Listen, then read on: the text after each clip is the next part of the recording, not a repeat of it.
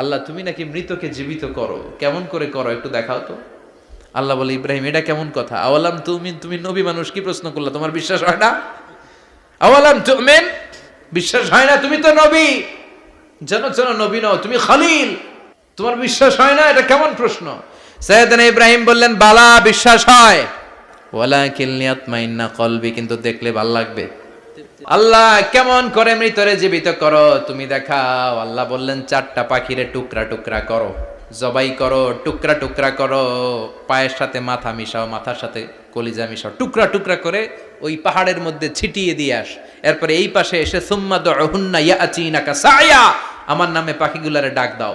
উনি এই পাশে এসে আল্লাহর নামে টুকরো টুকরো করে ছিটিয়ে দিয়ে আসা পাখিগুলোর ডাক দিতে দেরি মুহূর্তে পায়ের সাথে মাথা, মাথার সাথে বডি লেগে জীবিত হয়ে পাখিগুলো দৌড়ে সাইয়েদনা ইব্রাহিমের কাছে চলে এসেছে।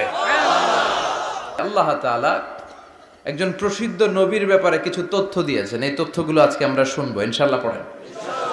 রব্বুল আলামিন বলেন, ওয়া ইয বিতালা ইব্রাহিমা রাব্বুহু